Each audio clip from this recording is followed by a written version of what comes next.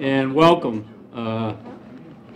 to this special day where we honor the memory of a dear friend of ours and advocate for the seniors at Franklin Field and seniors indeed all over the city. I had the pleasure of knowing Ms. Drumgold for several years, and I was out here to see her with the senior residents from Franklin Field, I don't know, 10 days, 2 weeks before she passed on. And I will always have very fond memories of her on a personal level and great respect and admiration for the work and the advocacy that she always did for this community. She and the president of your tenant organization, Ms. Evans, advocated for your computers that we have here that our seniors use every single day. And I believe she was always after me about getting new furniture. Did we ever order the new furniture? I hope so. Did we? Arthur, did we order the new furniture yet? No, well, we better get on top of that. So, you know, I'm delighted to be here. There's a couple of things I would like to. First of all, there's a lovely quilt that's on the wall over there that was made in Ms. Drumgold's memory. I'd like to ask the folks that helped make that quilt stand up and be recognized. If you could please stand, and we'll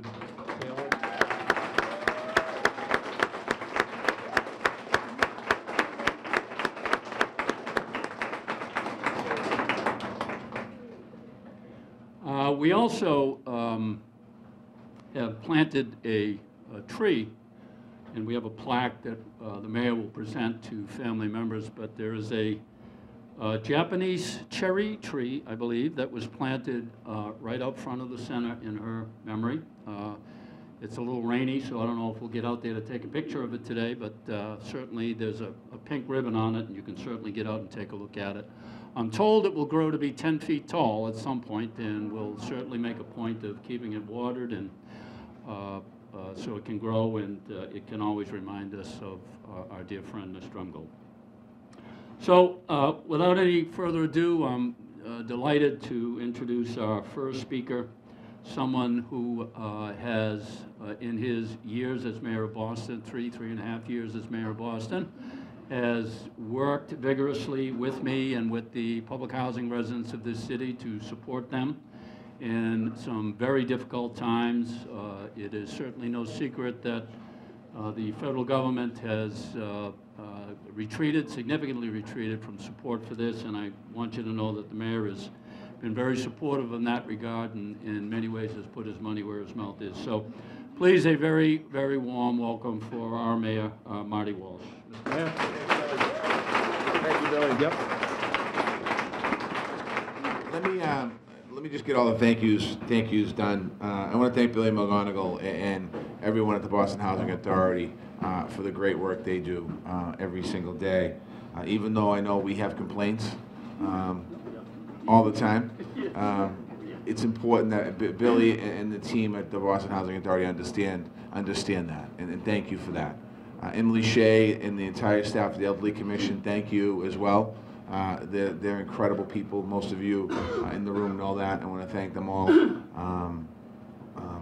Ms. Drumgold's family, thank you for being here today. I'm going to talk about your grandmother, right? Grandmother, aunt, mother, sister, all that in a minute. So thank you for being there. Everyone at the Franklin Field Task Force and everyone here today, thank you. It's Councilor Campbell, who has really done an incredible job as a city council over the last year and a half. But in particular, this place means a lot to her, Franklin Field. When we were negotiating and working on the Winthrop Square garage deal, she said, you know, I don't mind supporting, it's not in my district, but I want to make sure I bring something back to the district. So even when we're going through the budget process, she's constantly fighting for her district, in particular Franklin Field. So I want to thank the council. She'll be speaking in a minute.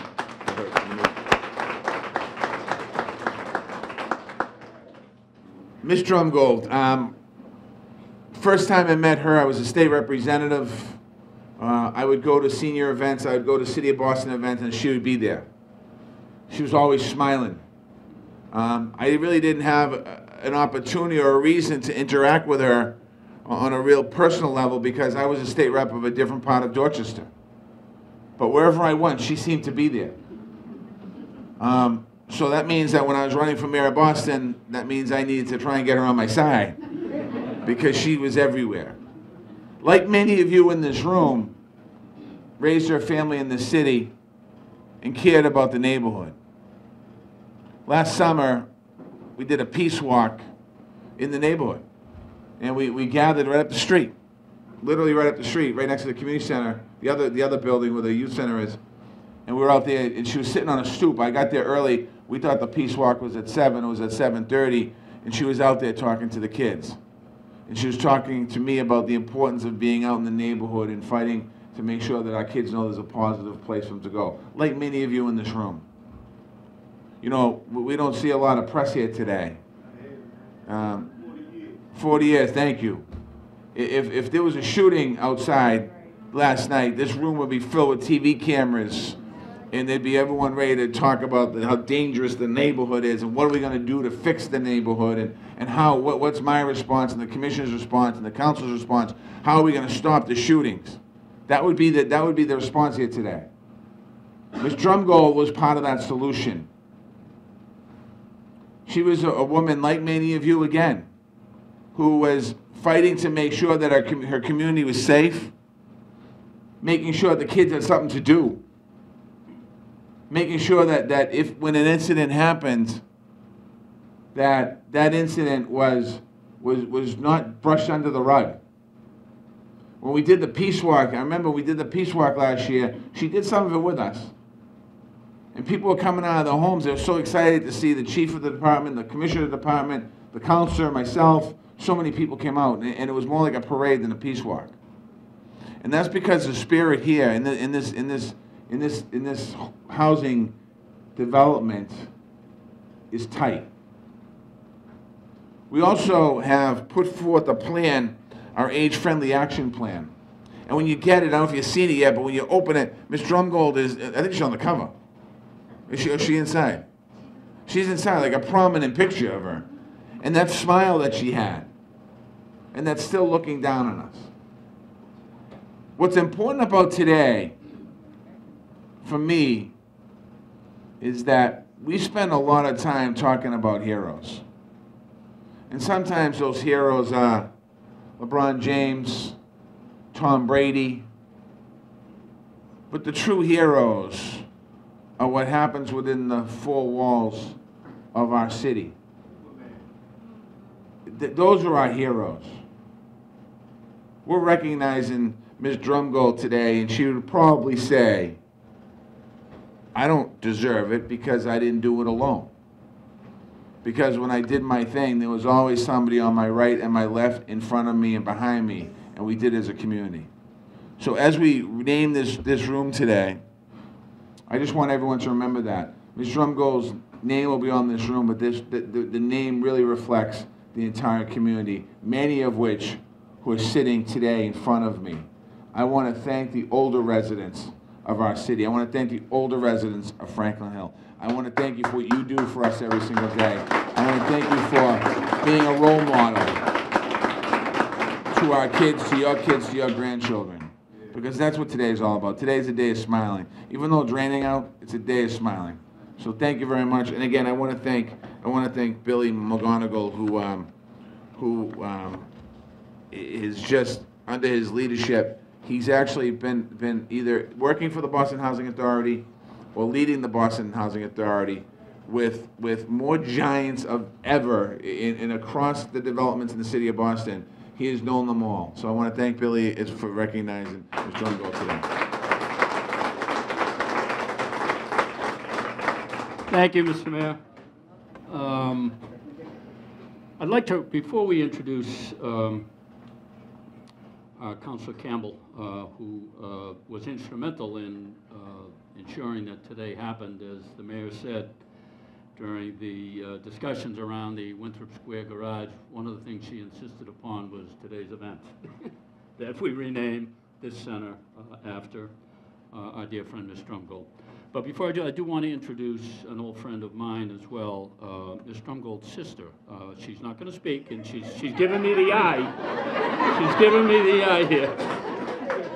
But my old friend, who I've known from, well, maybe too many years for us to go back, she was very active for many, many years in the Franklin Hill tenant organization, long before we did the rehab over there. So I'd just like to recognize and have a round of applause for Pat Terry and Ms. Drumgold.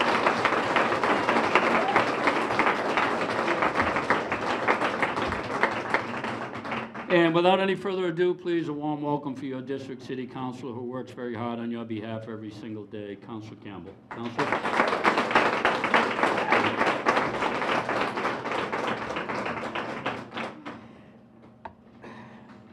Good afternoon. Good afternoon. Good afternoon. Good afternoon. I figured if I start off with some cheers, I won't start crying up here. I want to thank the mayor. I want to thank Bill and your team, Lori Nelson. I want to thank the Elderly Commission and Commissioner Shea. I want to thank all the residents. I want to thank you for being here today. I want to thank you for your support, not just of me as your counselor, but of Ms. Drumgold. I want to thank my team. All of my team members are here today, and that's intentional. We all loved Ms. Drumgold. I'm finishing up my first term, the second year of my first term. We're in a re-election year, so make sure you get out and vote. But as many know, I challenged Councilor Yancey, and that wasn't an easy race. It was a tough race. And I still call him Councilor Yancey. And I remember Ms. Drumgold was one of the first residents I met when I was running. She was actually probably the first resident who took a risk on me, who saw something in me, who saw that I wasn't running to sort of get rid of Councilor Yancey. I wasn't running to challenge Councilor Yancey. I was running to bring about a different vision, different skill set, different leadership style, a different way of thinking about the issues that face District 4, and to do that in partnership with my residents. Ms. Drumgold was the first partner in the work. And so when we did the jazz concert to honor her,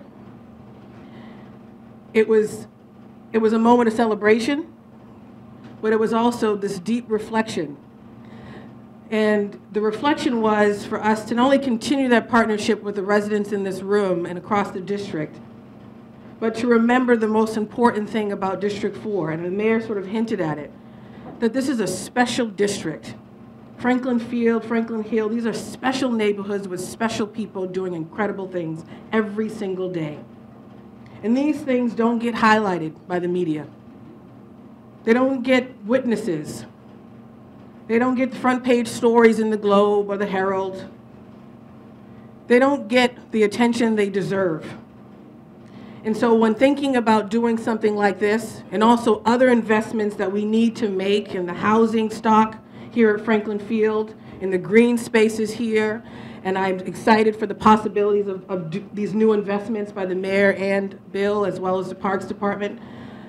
But this is an opportunity for us to highlight the incredible things that are happening in this neighborhood every single day.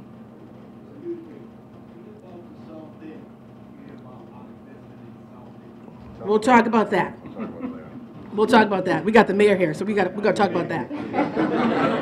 But today we're going to focus on Ms. Drumgold and Franklin Field. Absolutely. But I will tell you why I love coming back here and celebrating Ms. Drumgold, and we'll keep celebrating Ms. Drumgold for as long as I'm your counselor, is because she was all about changing the narrative of our community, highlighting the accomplishments of our young people coming out of Franklin Field that are graduating from high school and going to college. She was excited about her grandchildren, her family, her sister, her son, her neighbors, what they were doing with each other to transform this community. She loved my team. She loved Juwan. She called him all the time. Juwan, what's going on with this path? She was active, she was engaged. And so every single day we need to celebrate Ms. Drumgold. And we're going to take it a step further. Actually in June, later this month, June 20th, Cheryl, who's here from my office, who works with a lot of our elders, We're going to celebrate seniors who are alive. Ms. Drumgold's passing reminded us that we have to celebrate our elders every single day while they're still with us.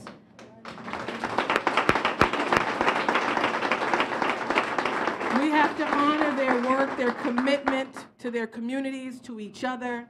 We have to honor their commitment to the youth. We have to honor their commitment to children that aren't their own, but they see in the neighborhood and they pull them next to them and say, dude, young lady, what you doing? We have to honor them for these heroic events that take place every single day. And so I'm here, this is just one step. I'm just a catalyst to get the city, of course, to also acknowledge these heroes and to acknowledge the work in this community. But I'll continue to advocate, as Ms. Drumgold would have it, continue to advocate for investment in this community.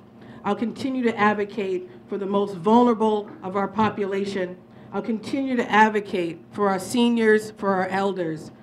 And I see myself as a partner in this work, as Ms. Drumgold saw herself as a partner in my work.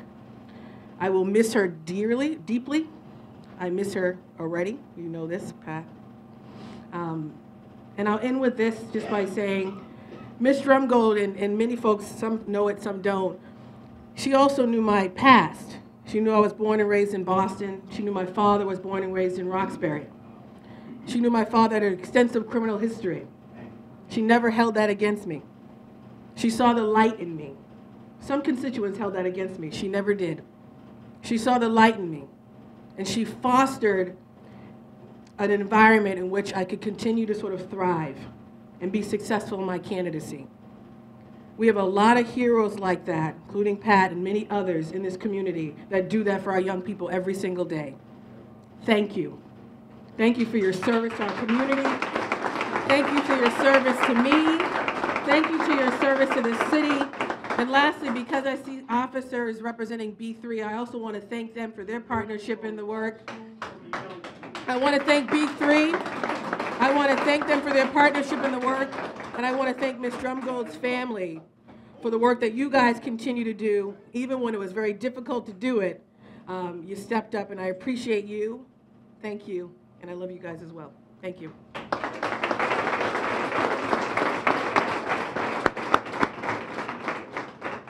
Thank you, Counselor. Very well put. Before I introduce Darrell, Ms. Drumgold's son, to speak on behalf of the family, I do want to recognize a few other folks. We have the co-chairs of the BHA Resident Advisory Board here, my dear friends Val Shelley and Nenda Woolridge. Please, a warm round of applause for Val and Edna. And the mayor's mentioned this, but I would also like to mention and thank Emily Shea and the Elderly Commission for all the work that they do for our seniors. So without any further ado, on behalf of the family and based on the conversation I had with Darrell before we began, he seems to be the family historian as well. So please, a warm welcome for Ms. Drumgold's son, who will speak on behalf of Mr. Darrell Drumgold. Darrell?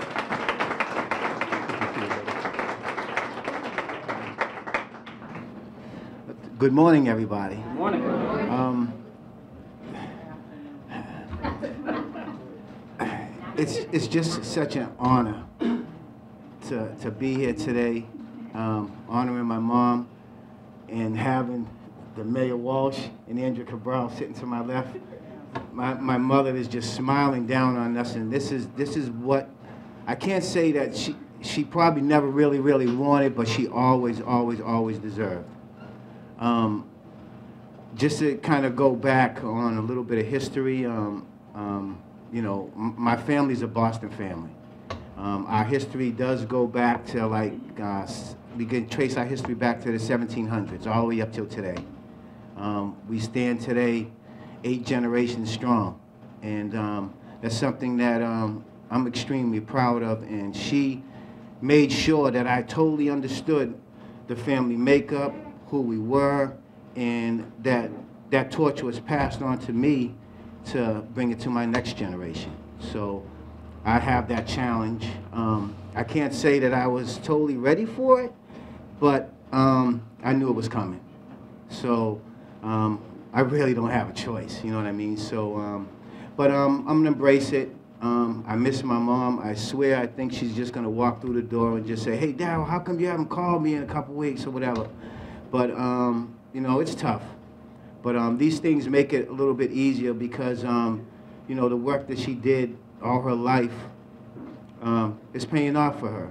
And it created a very nice legacy that we all can be proud of as family members, as community members, the people of Boston. Growing up, you know, we were 6 little kids running from Cathedral Projects to 2 Greenwich Court. My mother, she walked, but she never had a walk. She had a run. So just imagine, you know, you see these little kids with all their hands, just holding hands, going back and forth, back and forth. The fun that we used to have as little kids was just unmeasurable. I didn't have a bad childhood. My mother made sure of that. We always had family. We always had community. We always stuck together. We always did things together. And, you know, and it's always been that way. I mean, times change and things change. And, you know, we went through a period of times whereas, you know, a couple of decades where things didn't go the way they should have went. But she never looked down at that. She just looked at opportunities to try to move everything forward. And she's always been an advocate of that. Honestly, I didn't like sharing my mother with anybody. Not even because that's who we were, even my brothers and sisters. We all wanted our mother's attention. But as you grow up and you learn and you get your friends, because my mother was mothers to all my friends, every last one of them. She had a part to do in their lives, whether they're doing good or bad. She never, like she said, she never judged, just like Andrea said, she never judged anybody, even my siblings to me. She just never judged any of us. She just always wanted us to be the best that we could be and be responsible for our actions. And she distilled that in me. She instilled the work ethics. And my mother had me working since I was 13 years old. And she made me really, really understand the importance of that and family. And I still hold all those values today. I stand in front of you today. I've been married now for 29 years. I've been with my wife now for over 37 years. We've been high school sweethearts. We've done pretty much everything together under the guidance of my mother and my beautiful Aunt Pat. They were the strength of our family and the community, always been. This is like nothing that's really new to us because she's always did it. You know, we just never, wow, you know, you're always running around, you know, about us and blah, blah, blah. But she was just that community person, man. She just loved her community, and she did everything she could for it to make sure for the betterment of it. Again, there's a lot of people here that I want to just reach out and say thank you and just touch every last one of you. I really, really, really appreciate it. The tree, believe me, that tree will be nourished for the rest of its natural life.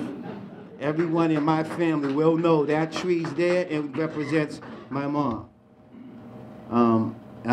Like I said, I'm extremely proud to stand up here today, to be a sibling of Juanda Drumgold. She taught me so much in life that I'll take those lessons, and like I said, I'll continue to do the things that she's wanted me to do from time to time. She's always put me on, always just kind of put me underneath her little wing and gave me my little lessons that I had to learn, let me go about my way. But I did learn. And the last couple of weeks spending with her was probably some of the greatest moments of my life because she didn't suffer. She's probably walked these streets of Boston more than anybody in history. I'm going back to Prince Hall, all the way up to Juanda Drumgold. She walked these streets for her entire life, and she dedicated her life to it. And this right here shows it. I appreciate the love. And Andrea, I can't speak on you. You've been so helpful to the family. I mean, my heart is just dedicated to you. And Mayor, this is an honor to have you here. My mother, I know she's smiling down. And she's just happy to see everybody here. We don't need no media. You know, we don't need no media. We just need family. We just need everybody together. If everybody here, if everybody here stays together and do what we want, the media has to come to us anyway. So they want to continue to thrive on the negativity and the bad things that's going on. We're going to continue to keep doing the good things to keep moving forward. And it's all going to show up. I'm proof positive that Boston today is a lot better than it was when I was coming up. And even though I didn't live a bad life coming up as a kid, and like I said, I don't take nothing away from how I grew up and how it was. It was the best time of my life growing up in the city of Boston. People say, oh, it was all this and all that, but we were family. Like I said, we was together. We didn't see all that other bad stuff that was out there. We were kids. And our mothers made sure that we were sheltered from it and that we just continued to, you know, grow as a family, as a community. And we still have that today. So again, I want to stay long because I can get a little winded, but long-winded, but I just want to thank everybody. I want to thank my family. I want to thank my brothers. I want to thank my son, my nephew, all my nieces and nephews that couldn't be here today. They all contacted me. They had to work, and I told them, I said, look, you know, we're going to sit here. We're going to represent the family as best we know how. We'll have a meeting, and then we'll discuss what we want to do to move forward and how we're going to honor her legacy. Again, I really thank everybody, especially the elderly community. You guys has been, like I said, instrumental. My mother talks about you guys all the time, all the time. And before I leave, there was one thing that I do want to say. It was the funniest thing to me because the last words that my mother said to me before she went in to have her test was, Daryl, I need you to call City Hall. I'm like, Mom, why you need me to call? She says, you need to call the election department and let them know that I'm not going to be able to be there, that I'm sick. And I says, okay, Mom. She says, hold on. And she gave me the number straight out. She remembered it, the whole 9 yards. And she just sit there. She said, oh, get a pen. I says, Mom, she said, I know what it is. And I had to write it down. But that shows her commitment to the community. You know, that was her thing. She wanted to make sure that I called down to the election committee and let them know that, you know, she wasn't feeling good, that she wasn't going to be able to do, you know, do the elections that year, which was 2016. And she did it. I think she was doing elections for almost, what, 30 straight years? 30, 35 years? And that's something that she, you know, like I said, you know, we sat right beside her. Sometimes she brought us down as little kids sitting there, you know. This is what you got to do. This is what you got to do. But I turned 18. I voted. She was right with me. I voted. I voted. But again, thank you. Thank you, everybody. I love you from the bottom of my heart. I hope this is just the beginning. You know, we're gonna ride good things underneath her name continuously. And thank you very much.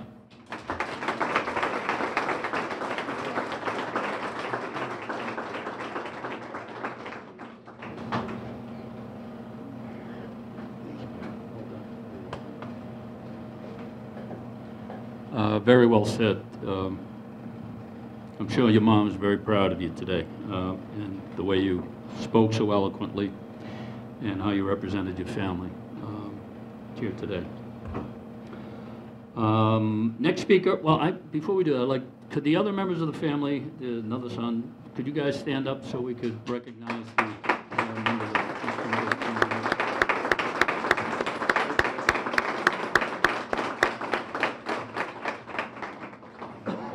From the Franklin Field Task Force, our next speaker, Miss Betty. Miss Betty, come on up, say a few words.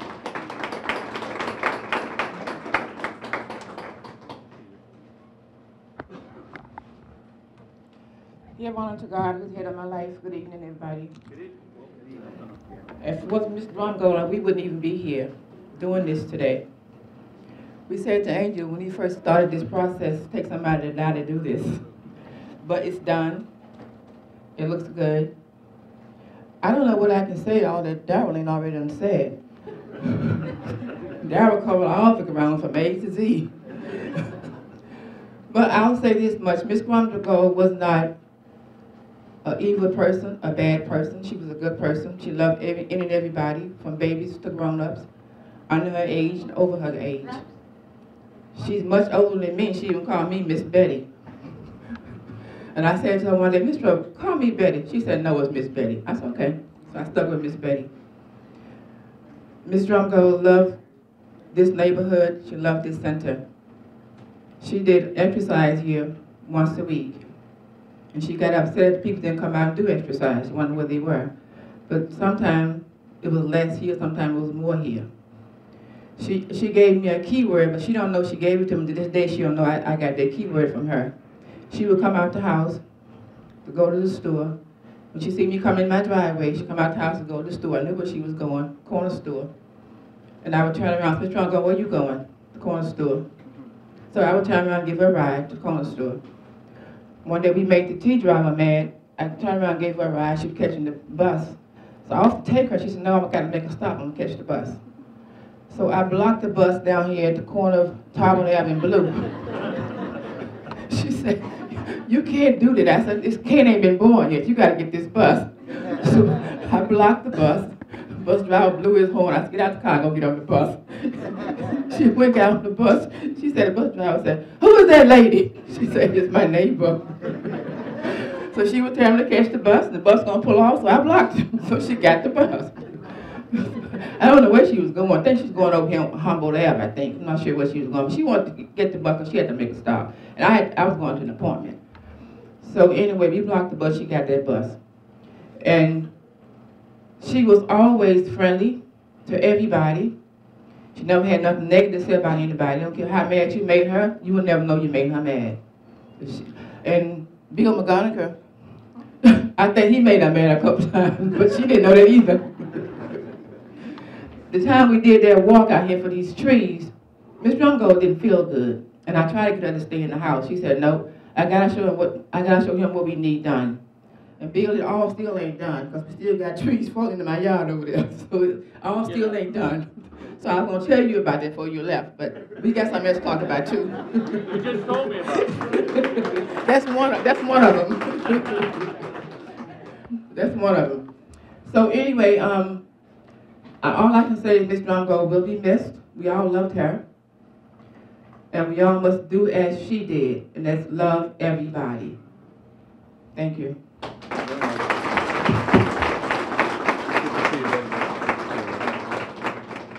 So trees on top of the furniture, I guess, huh?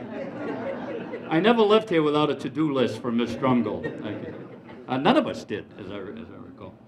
All right, I think that ends the speaking program. We do have a plaque that I would ask the mayor and the councilor if they could come forward. It says the Juanda Drumgold Senior Center is dedicated this day to a pillar of this community and beyond. We salute her work, her advocacy, her pursuit for peace and unity among all residents here of Franklin Field and to Greater Boston on this day, Tuesday, June 6, 2017, by the Boston Housing Authority. God bless Ms. Juanda Drumgold.